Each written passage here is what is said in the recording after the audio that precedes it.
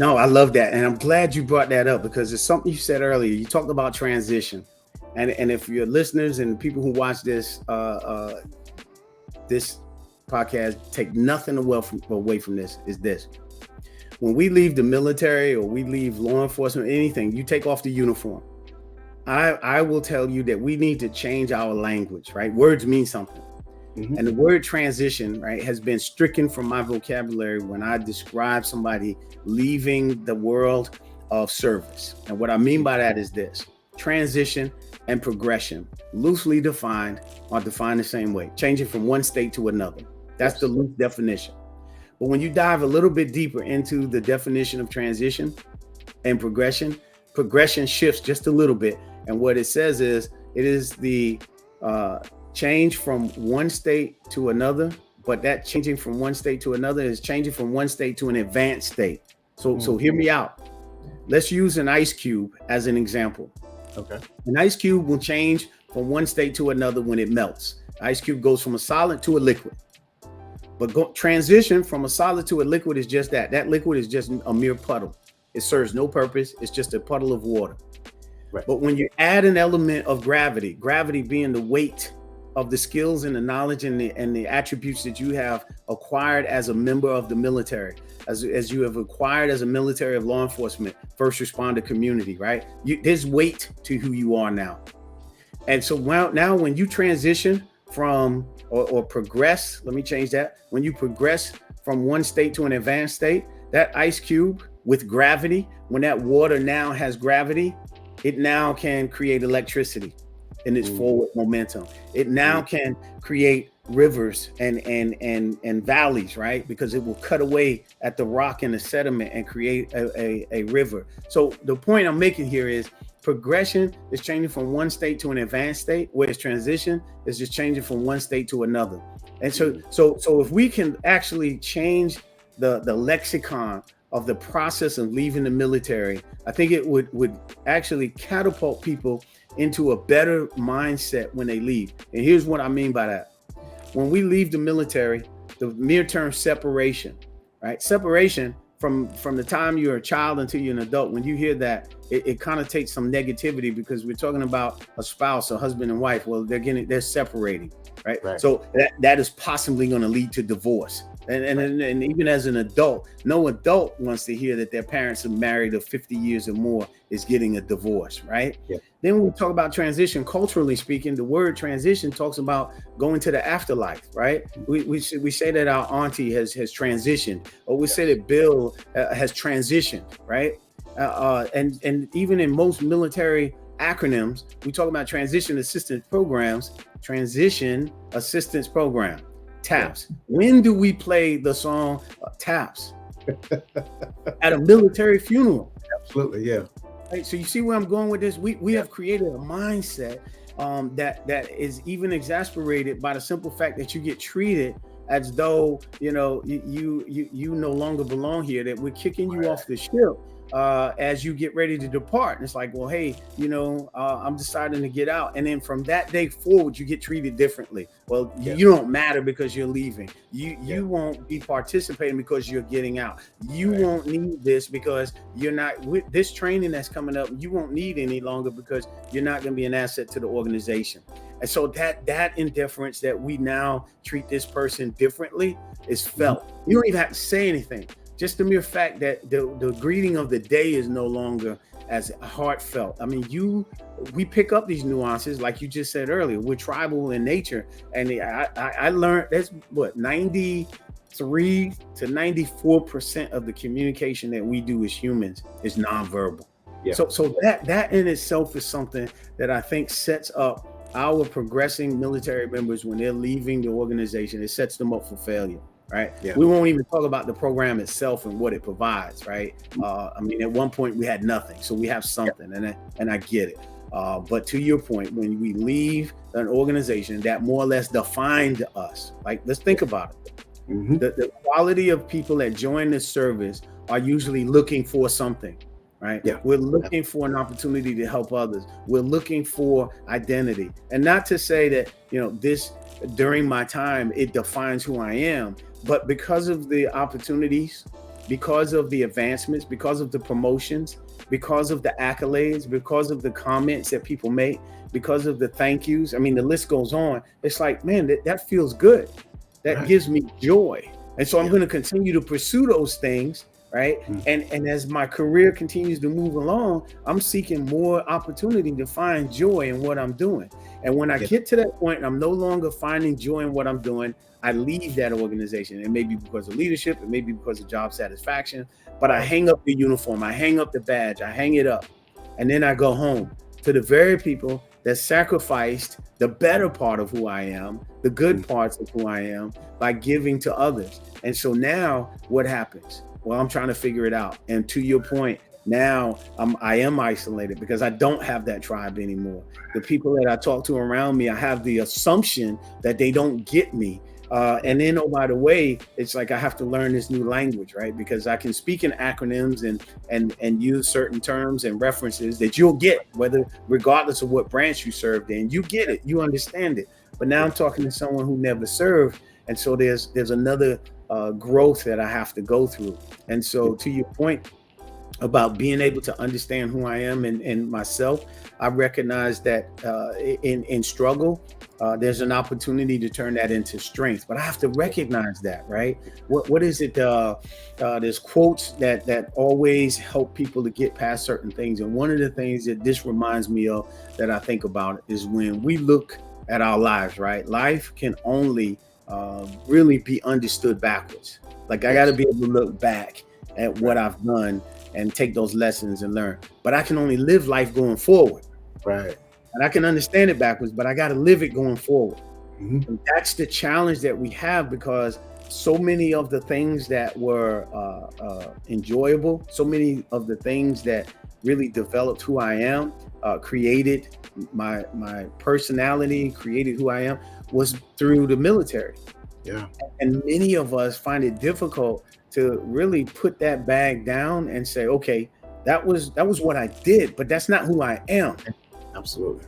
And so oftentimes we'll find ourselves in a community to where when we're talking to people, we're still relating who we are at that moment in time to who we were and what we did. Right. And so that's why a lot of people are very thrown off when they meet me for the first time and I introduce myself as Chris. And then somebody who may be in the room or come into that relationship later who served with me and can only recall me as being their first sergeant at one time or their command sergeant major at one time. And then it's like, oh no, that's command sergeant major. That's not Chris. He'll always be command sergeant major to me. And so it's difficult for them to let go of that experience. But what's not difficult for them to let go of is how I treated them as a leader. Absolutely. Right? And so they recognize that there's an opportunity now for them to grow as I've tried to grow. And you know, when you were talking about the empathy that you shared, and I thank you for that, for recognizing that the loss of Alexandra to my family was impactful. A lot of what this program is about, this post-traumatic growth program is about, is just that, is being able to find strength in your struggle. Most families and marriages, after the loss of a child to, you know, whether it's a disability or death, suicide, those marriages, those families don't last. They tend to break up because, sadly so, when we lose someone, we often have something that we can blame or be angry at as part of that grief process. Yeah. If it's a drunk driver, if it's a disease, you know, if it's you know, anything, we could find fault and blame that thing, right? Unfortunately, with suicide, the very person that you would want to be angry at is the very person that you love, and so that's conflicting. Like, how can I be angry at my beautiful daughter, and yet that's the person that has taken her same life? And so that the group of people who struggle when it comes to losing a child was studied by Dr. Tedeschi and Dr. Lawrence Calhoun to determine what it was that was common amongst those families that went through that. And they actually discovered something that was not expected. And that they went through a certain process. Like, those families that continued to thrive after losing their child went through this process of growth that was unbelievable. And what it was called post-traumatic growth. And Dr. Tedeschi coined this phrase after studying another group of people that we would probably, in our own layman's thoughts, think that, okay, there's no way that these people would thrive in their life like these parents who lost their children. How is it possible that they're thriving?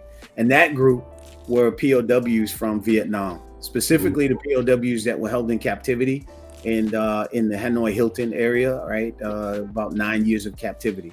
These were two groups that these two doctors looked at to study. And believe it or not, what they were really looking for originally was, where does wisdom come from, right? That was what they were really trying to ascertain as part of their studies as they were going into tenureship at the university that they were at. Where does wisdom come from?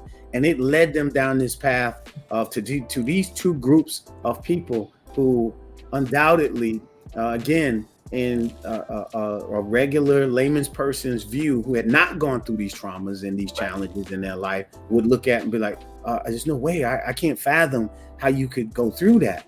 Well, let me share a few things with you that they had in commonality. Okay. Both of these groups, right, went through a process of growth, and they continue to go through that process that allowed them to be CEOs of companies, presidential candidates, directors of programs, right, and continue to be community leaders, service-oriented leaders. And what they went through was this process called post-traumatic growth. I mean, think about it, Wayne. We've been understanding what post-traumatic stress is, right, for years now. We called it different things: 1,000-yard stare, shell shock. You pick a war. We had a definition of this thing that we labeled our warriors who went and sacrificed the prime of their lives to serve a cause greater than themselves.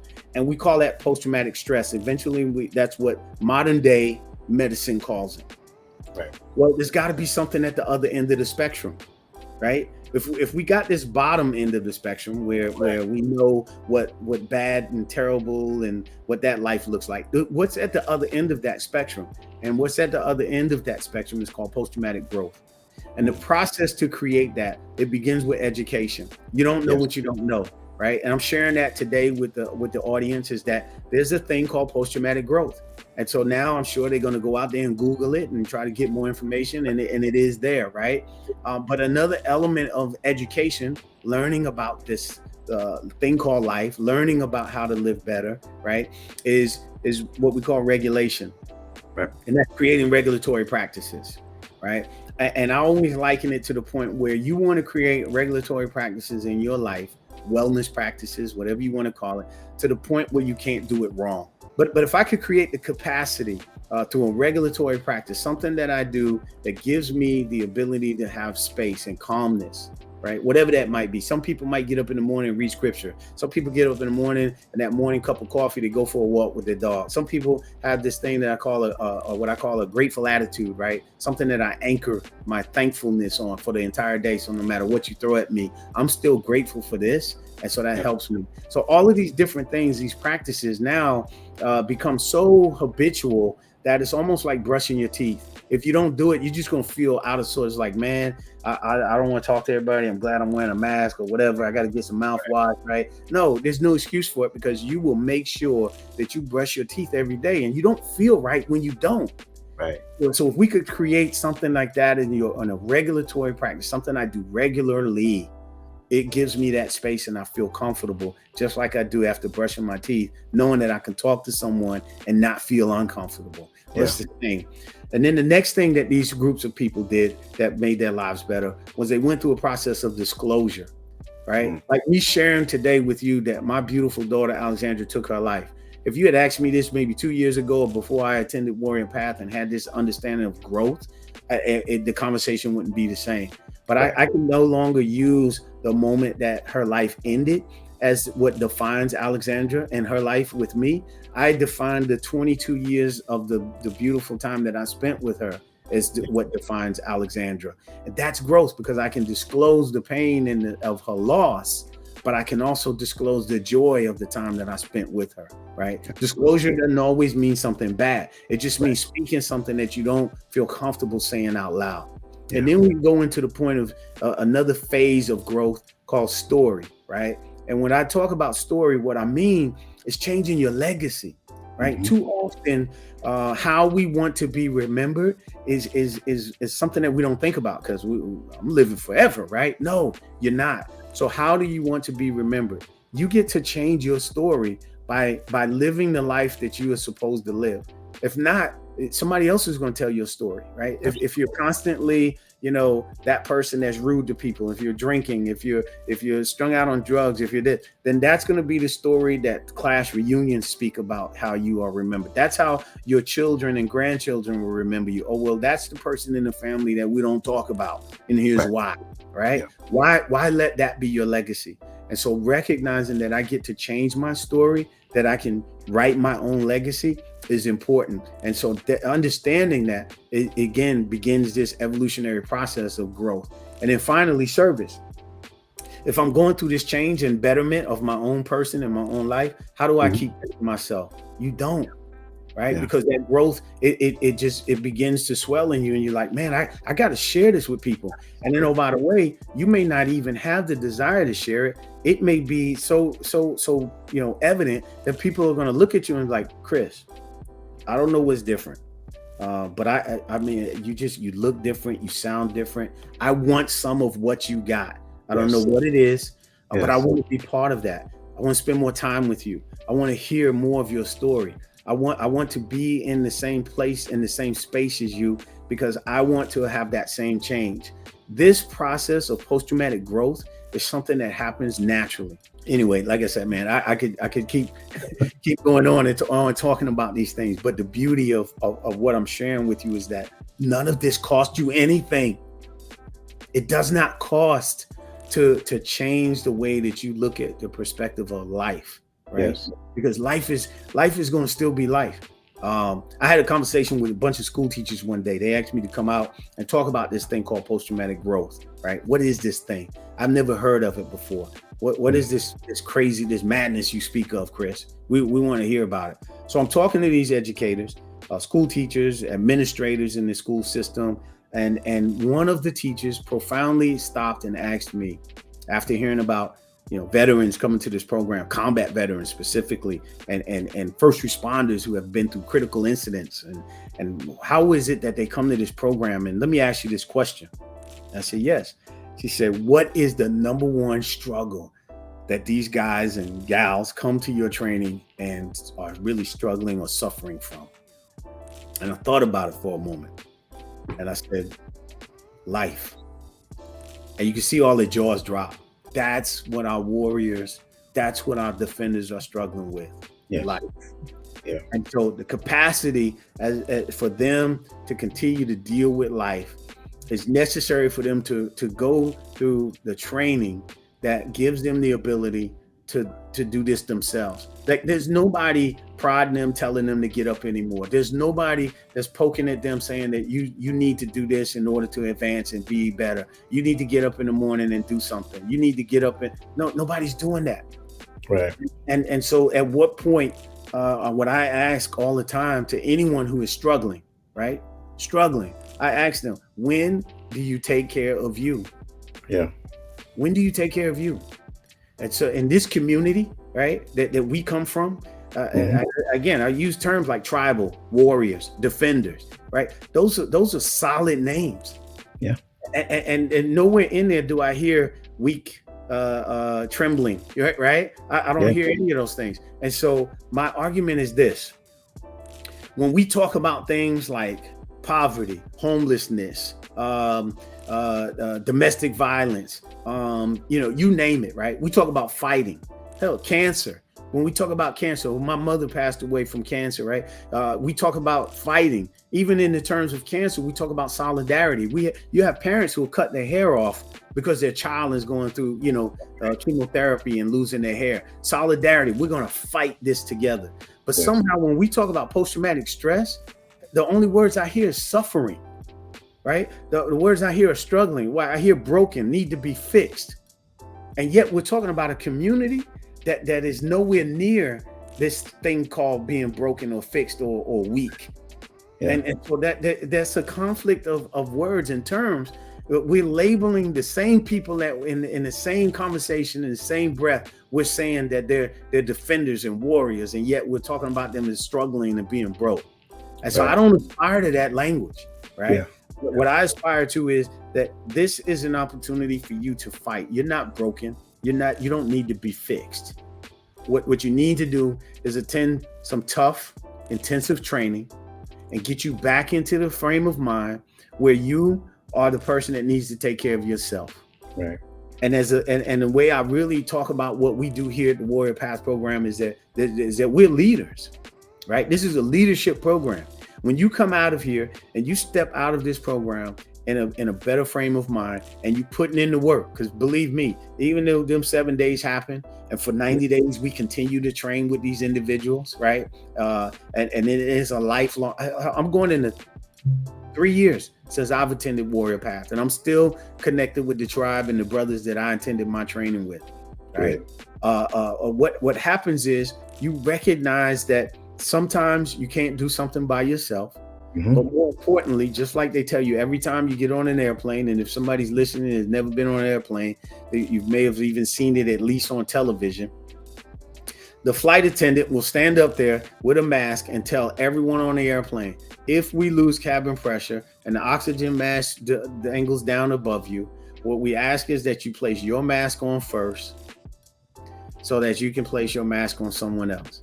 Right. You will not last long running up and down that aircraft, putting everybody else's mask on, and then you pass out from oxygen, and they're going to sit there wait. Well, when is Chris going to come put my mask on? That's not happening. Right. So when do you take care of yourself? By putting your mask on first and then tend to the other people. It's not selfish. Yeah. It's not. Right. It is being selfless, because if you don't take care of yourself, if you're not in the best frame of mind, body, and spirit and finances, right, you can't help anyone. Absolutely. Your struggles will now become somebody else's struggle.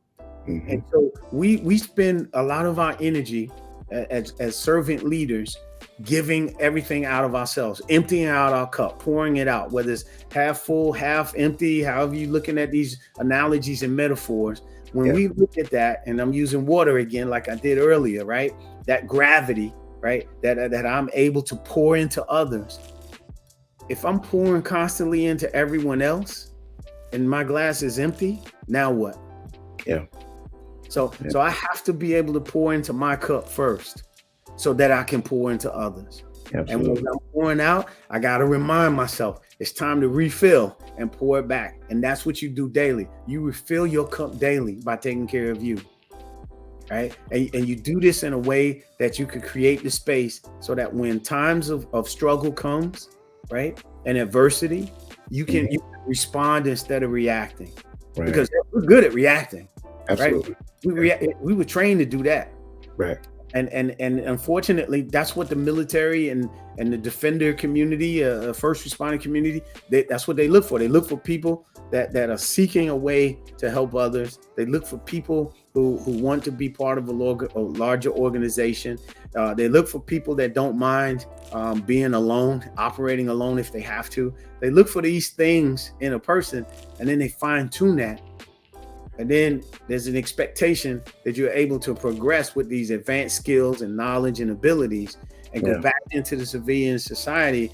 But there's no way to kind of create a dimmer switch, right? We just got an on and off switch, but no dimmer switch to allow me to kind of recognize that, okay, I can tone that down just a little bit. Absolutely. Or I can turn it up like I need to, right? When needed. Right. Man, I could just keep going, man. Talk what you want to know. I love it because you're saying a lot of great things. I want to make sure that everybody understands. So I told him up front that I am not going to disregard his military accomplishments. That's why I called him Command Sergeant Major to start off with, right? And we had that understanding going into it. And I so like the fact that you kind of you said you shed the light on the idea of progression versus transition, because you're absolutely right. We learn from our experiences, and the learning that we take, it propels us forward in life. So you're absolutely correct. But here's the thing that I'm hearing as well, because you've been through like 34 years, right, of military service. So Duane, he said 32 plus, but yeah, it felt like I don't want to get okay, 32 plus. So Here's what I know, because he even said that most of that time he was a non-commissioned officer. And so I spent a whole lot of time talking to lieutenants and captains and warrant officers, and we spent a lot of time talking leadership. Now, in fact, that's where I hang my hat: leadership, targeting, things of that nature. And so one of the things I thought was important to do, not taking away from what CAT want to teach, but trying to bring it full circle. So we understand the ethics is what creates the professional organization. It's a code of ethics. And under that code of ethics, there are 5 pillars that exist. And those pillars that exist equate to servant, it's like servant leadership collectively, right? So you look at esprit de corps, you look at trust, which is the bedrock, you look at honorable service, you look at stewardship of the profession, and I'm drawing a blank on the last one, but again, it's a total of 5 of them. And under that, you have the values, right? So the organization of values, and we use the acronym of leadership, that tends to shape our character. I don't care who you are, it will shape your character if that's your focus. And here's what the military does is we counsel based upon that. Sure, your job description is in there, but we counsel based upon that. In fact, so Chris will tell you that if you fail when it comes down to those Army values, you're done. That's just what the truth is. You cannot fail when it comes down to Army values. That tends to shape and mold you into a leader. So he said that he didn't want to work, but guess what? He's a leader, and you leaders can't hide. I don't care where you go, it's going to come out of you because it is who you are. And what you guys are listening to right now is a leader redefined after his progression from military service into civilian life. And when you listen to this 100%, not only does he give you a snapshot of who he was in the military, but he is, in my opinion, better than who he was in the military because he brings along all those lessons learned into who he is right now in this current space and time. So I am just in awe in what I'm hearing, because I like the analogy that you can't pour for an empty cup, and I agree at 100%. We like to believe that our cup runneth over, which means that we constantly have to pour into our cup, and just like you said, which was perfect, so that we can pour into others. We're not just filling our cup just for the sake of filling our cup. We're filling our cup so that we can pour into others. And I love what you're saying, because that's exactly what you're doing. And you're redefining or reshaping the mindset of people who felt at one particular point in time that they were lost because of bad messaging, educating them, getting them to the point to where they're finding strength in a community of people with shared experiences so that we can be better to help everyone else. And I so love it. What I really want to do, I need to get on your calendar, because I really want to dive into this program. I mean, this program sounds phenomenal, and people need to know about it. They really need to know about it. Go ahead. I will invite you down. I mean, you're only down the road a little bit. Yeah. I invite you to come out to the Big Red Barn Retreat, spend some time here, and maybe even our next adventure like this together, we can be in the same room and do it there as opposed to doing it across the internet. How about that? I love that idea. I love that idea, and sign me up. Sign me up. Let's figure out where our schedules can meet. And I would, like you said, I'm right up the road. I would love to come and just fellowship with you, sit down, talk, and pick your brain a little bit more, and then do an on-site conversation, because I think that'll be phenomenal. Everybody a snapshot into what goes on, and for those who are local, even for those people who are here, it's only up the road, right? That's right.